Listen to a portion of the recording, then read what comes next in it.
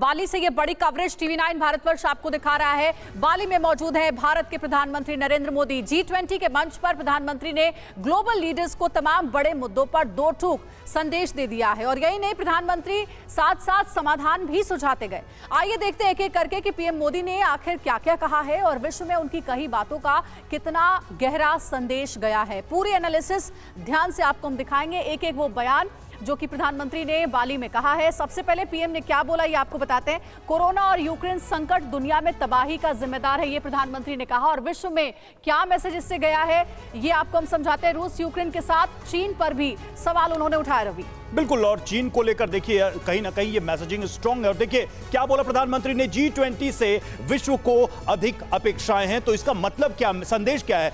20 शीर्ष ताकतों को उनकी जिम्मेदारी बताई गई है अंजलि, यानी कि जो 20 बड़ी ताकतें हैं उनकी क्या इसमें रिस्पॉन्सिबिलिटी बनती है। अगला बयान। और पीएम ने यह भी कहा है कि युद्ध विराम का रास्ता ढूंढना होगा। कई बार प्रधानमंत्री ये बड़े मंचों से कह चुके हैं। विश्व में मैसेज किया गया इस बयान के बाद पुतिन और जेलेंस्की को स्पष्ट सलाह दी गई भारत के प्रधानमंत्री की ओर से। बिल्कुल, अगले बयान पर, अगली बात पे आते हैं। यूएन जैसी संस्थाएं इन मुद्दों पर विफल रही हैं, यह बहुत बड़ा स्टेटमेंट है और उसका मतलब क्या है, संदेश क्या है। यूएन को उसकी जिम्मेदारियों से रूबरू कराया है प्रधानमंत्री ने इस बयान के जरिए। तो पीएम का हर बयान जिसने विश्व में बहुत बड़ा मैसेज छोड़ा है। और आगे प्रधानमंत्री क्या कहते हैं। सप्लाई चेन टूटने से जरूरी चीजों की किल्लत हुई है, कमी हुई है, जिसका मैसेज ये गया इस बयान के बाद। महंगाई संकट के दोषियों को आईना दिखाया है पीएम मोदी ने। बिल्कुल, अगले बयान की तरफ बढ़ते हैं। पीएम ने क्या बोला। युद्ध की वजह से गरीबों को खास दिक्कत हुई, मैसेज क्या है इसका। भारत के मानवीय दृष्टिकोण को उन्होंने सामने रखा और ये हमने देखा है युद्ध के दौरान भारतीय सरकार की तरफ से मानवीय सहायता की पहल।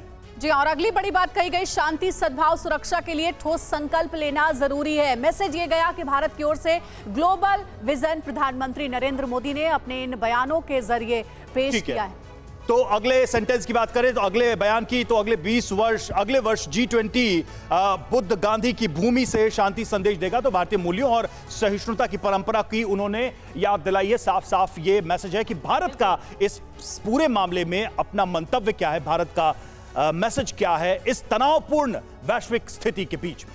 बिल्कुल, और प्रधानमंत्री ने क्या कहा, वैश्विक मंच पर संदेश क्या गया, हम लगातार बता रहे हैं। हमारे साथ तमाम खास मेहमान भी बने हुए हैं जो कि वैश्विक मंच इस वक्त सजा हुआ है बाली में, इसकी हर एक अपडेट या हर एक विश्लेषण आप तक पहुंचा रहे हैं। आज तो भारतीय समुदाय की तरफ से एक जबरदस्त वेलकम रखा गया है प्रधानमंत्री मोदी के लिए। मैं सबसे पहले कैलिफोर्निया जा रही हूँ जहाँ पर मंतोष शर्मा हैं। आप जर्नलिस्ट हैं, यूएसए से हमारे साथ जुड़ रहे हैं कैलिफोर्निया से। शर्मा जी, आप क्या समझते हैं, जो कुछ देर पहले हमने बाइडेन की तस्वीर दिखाई, वो प्रधानमंत्री मोदी के साथ हमेशा लाइटर मोमेंट्स शेयर करते हैं। इससे पहले G7 में भी वो एक तस्वीर सामने आई थी जब वो सुनना पसंद करते हैं प्रधानमंत्री मोदी को। तो जो उनका ऑरा है वो वैश्विक मंच पर देखने को मिलता है, इसीलिए भी संदेश बहुत अहम है जो युद्ध को लेकर पीएम मोदी ने दिया।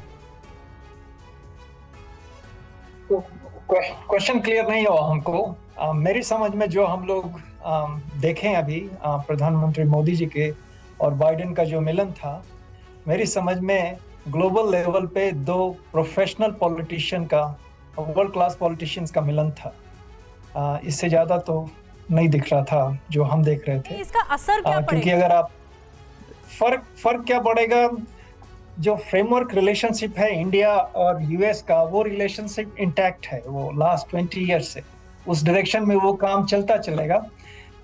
अच्छी बात देखने को ये मिल रही है कि कुछ एनामस्टी थी पिछले सरकार के समय, जब प्रधानमंत्री जी हाउडी मोदी ये सब जब किए थे तो डेमोक्रेटिक पार्टी में कुछ एनामस्टी थी ये बातों को लेकर।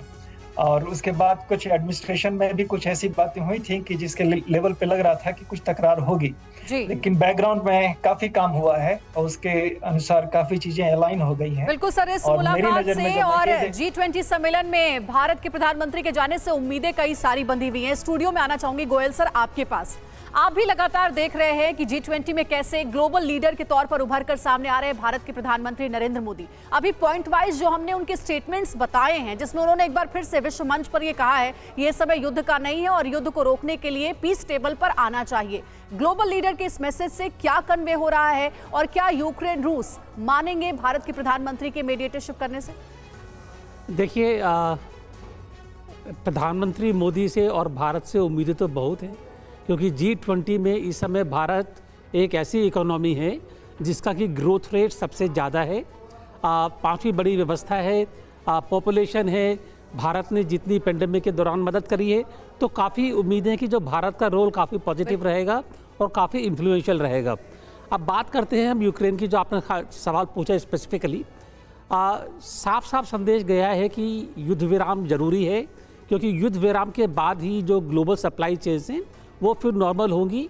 जो पूरी वैश्विक इकोनॉमिक संस्थाओं पर असर पड़ रहा है उसको ठीक करना है। ये जहाँ तक असर की बात है, यहाँ पर यूक्रेन वॉर में जो पार्टीज़ हैं वो ज़्यादातर हैं यूक्रेन, रशिया, यूएसए, यूरोप के ऊपर असर ज़्यादा पड़ा है।